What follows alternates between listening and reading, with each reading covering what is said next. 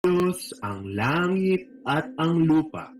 Ang lupa ay walang anyo at walang laman. Pinalilibutan ng kadiliman ang lupa at ang Diyos ay sumasaibabaw ng tubig. At sinabi ng Diyos, Magkaroon ng liwanag. Tatawagin ko ang liwanag na araw at tatawagin ko ang kadiliman na gabi. at natapos ang unang araw. At ngayon, hiwalay ang tubig sa taas at ang tubig sa ibaba. Ang kalawakan na ito ay tatawagin kong langit. At natapos ang ikalawang araw. At ngayon, ang katubigan sa ilalim ng langit ay magkaisa at hayaang lumitaw ang katuyuan. Ang katuyuan na ito ay tatawagin kong lupa.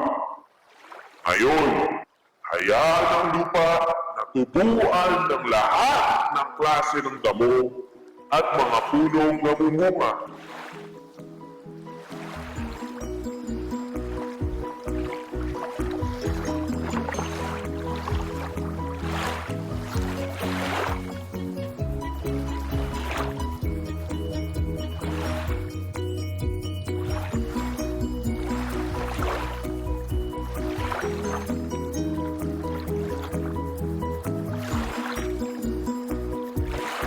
Ang Diyos ay nasiyahan sa kanyang nakita. Ngunit marami pa siyang nais gawin.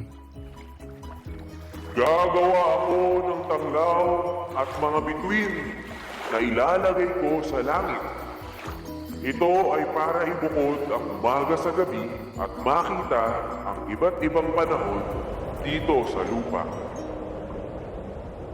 Nakita niya ang kagandahan nito at natapos ang ikaapat na araw.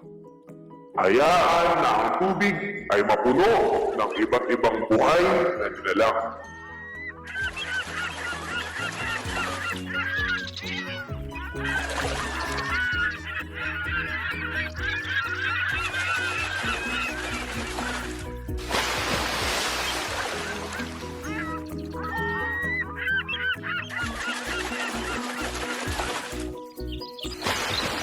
At ang lahat ng may pakpak na ibon ay hayaang lumipad sa kabuuan ng mundo. Humanga siya sa kanyang ginawa at natapos ang ikalimang araw. Sa ika-anim na araw, ginawa ng Diyos ang lahat ng hayop. Magkaroon ng lahat ng uri ng hayop sa lupa. Maaamo, mababangis, malalaki, at maliliit. At bawat isa ay magagawang magparami ng uri nito.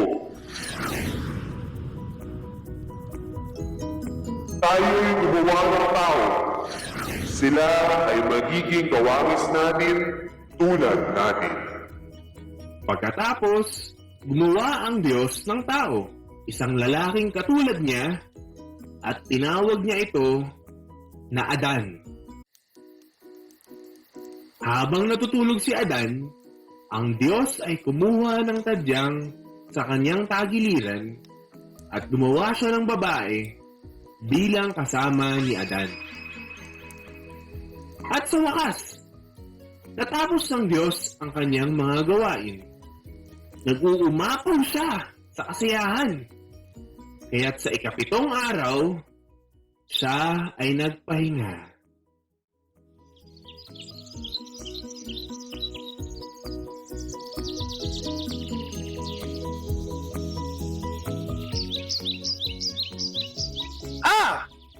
Isang babae na katulad ko, isang katulong na kinuha mula sa aking sariling laman at buto.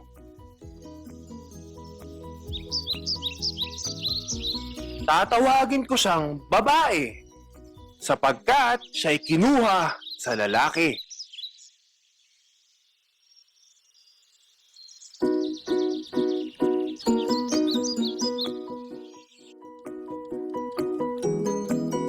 Hayaang mamuno ang mga tao sa mga isda sa dagat, sa mga ibon sa himpapawid, at sa mga hayop sa lupain.